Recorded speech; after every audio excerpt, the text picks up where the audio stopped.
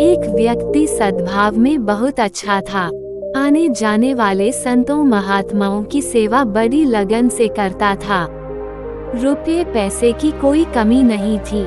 पत्नी भी बड़ी समझदार तथा सेवा भावना रखने वाली थी।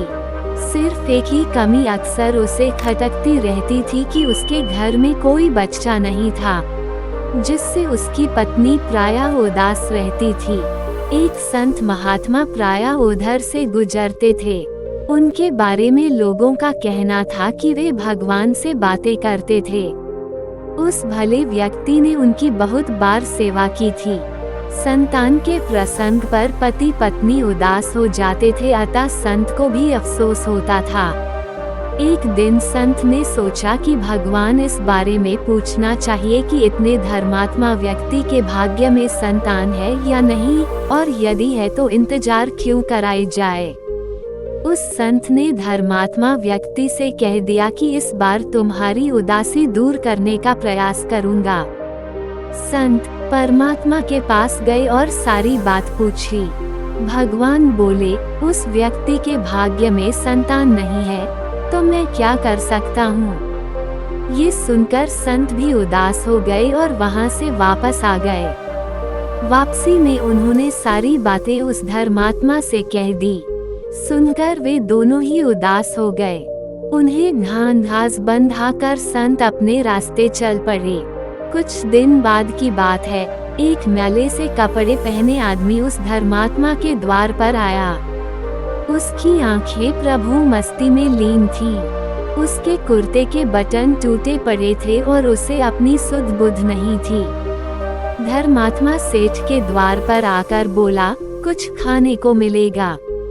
सेठ की सेवा परायण पत्नी बोली, महाराज अभी खाना बना देती हूँ, ग्रहण कर लीजिए। मस्त फकीर ने कहा, जो है वही दे दो, ताजी बनाने की जरूरत नहीं।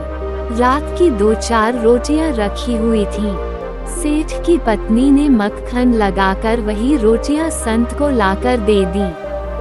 संत ने उन्हें खाया और खाकर चलते चलते मस्ती में बोला, तुमने मुझे 4 दी, हमने तुम्हें 2 दिए। कहकर मस्ती में फकीर चल दिए। सेठ की पत्नी कुछ समझ नहीं पाई। पर्याप्त समय के बाद जब उनके घर में 2 बच्चों ने जन्म लिया तो दोनों पति पत्नी को बड़ा आश्चर्य हुआ। तब सेठ की पत्नी को उस मस्त फकीर की बड़ी याद आई। उसने सब वृतांत अपने पति से कहा। दोनों ने गदगद हृदय से उस अज्ञात संत को धन्यवाद दिया। भगवान से बातें करने वाले संत जब पुनः इस धर्मात्मा के घर आए तो बच्चों को खेलते हुए पाया। उन्हें ये देखकर बड़ा आश्चर्य हुआ। वे सेठ से बोले, मई ये दोनों सुंदर बच्चे किसके हैं? सेठ हाथ जोड़कर बोला, महाराज दोनों आपके ही बगीचे के फूल हैं। सेठ ने उस मस्त फकीर के आने और वरदान देने के बारे में पूरी बात बता दी। अच्छा कहकर संत आश्चर्य मिश्रित खुशी में डूबकर उठ खड़े हुए और भगवान के पास चल पड़े। संत देवलोक में पहुँचे और भगवान से बोले, महाराज पहले मैं समझता था कि शायद पृथ्वी पर ही झूठ है, मुझे यह मालूम नहीं था कि आपके लोक में झूठ ही व्याप्त है। ये सुनकर भगवान अचरज से बोले, यह आप क्या कह रहे हो?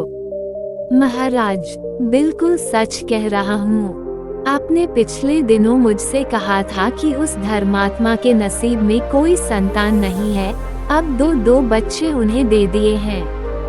ये बात समझ में नहीं आई। वह संत बोले, भाई वे बच्चे मैंने नहीं दिए, अपनी विवशता तो मैंने तुम्हें पहले ही बता दी थी। भगवान बोले, महाराज आप भी मजाक करते हो। ये कहकर संत तनिक आवेश में आ गए। नहीं भाई, वे बच्चे मैंने नहीं दिए, मैं तो दे ही नहीं सकता था। ये तो मेरे एक परम भक्त ने दिए हैं। भगवान सरलता से बोले, वाह महाराज आपका कोई जवाब नहीं। खैर ऐसा संत कौन है जिसने आपसे ऊपर होकर सेठ को 2 बच्चे दे दिए? संत बोले, आओ चलो ऐसे परम भक्त से मिलवाता हूँ। ये कहकर भगवान संत को लेकर चल दिए। मौसम बरसात का था। मस्त फकीर अपनी झोंपड़ी में मस्ती में लेटे हुए थे। संत और भगवान जब दोनों उस मस्त फकीर के सामने प्रकट हुए तो फकीर प्रसन्नता से फूला न समाया। उसने दोनों की चरण वंदना की और बोला, महाराज, आपने बड़ी कृपा की जो इस जीव की खबर ले ली। कहिए कैसे कष्ट किया, और बातें बाद में होंगी भक्त, पहले भोजन कराओ। भगवान ने कहा, बड़े भाग्य है मेरे, कहकर खुशी से झूमता मस्त भक्त बारिश में ही बाहर निकल गया। जल्दी जल्दी 2 से 3 घरों में गया। कहीं से आटा मांगा, कहीं से घी। इस प्रकार साधन जुटाता भक्त नंगे पैरों भागता रहा। अंदर आते ही बोले, महाराज आपको भूख लगी होगी। इस पापी को देर हो गई, अभी बनाकर खिलाता हूँ। फकीर ने ईंटें इकट्ठी करके चूल्हा बनाया। जितना घी लाया था ये सब आटे में मिला लिया। आटे में मिलाकर गूंथने लगा। अब ईंधन की समस्या आई। अपनी झुग्गी में जो कपड़ा लकड़ी का टुकड़ा नजर आया, चूल्हे में झोंक दिया। जैसे तैसे ईंधन की समस्या हल हुई। पास की नदी से पानी भर कर लाया और खाना परोस दिया और स्वयं बैठकर खिलाने लगा। भगवान ने गदगद होकर भक्त को गले से लगा लिया और खा पी कर चल दिए। भगवान संत से बोले, देख लिया परम भक्त को, न बारिश की परवाह है न अपने सामान की। ऐसे प्रेमी भक्त मुझसे भी बड़े हैं। इनके कहे को टालना मेरे वश की बात नहीं। तुम समझते हो कि मैं क्षीर सागर या अन्य कहीं देवलोक में निवास करता हूँ। वास्तव में मैं ऐसे भक्तों के ही बीच में रहता हूँ। तुम मेरे पीछे घूमते हो जबकि मैं ऐसे परम भक्तों के पीछे घूमता हूँ। ये कहकर भगवान ने संत की ओर देखा। संत की आंखें झुकी हुई थीं। संत गदगद होकर भगवान के चरणों में गिर पड़े।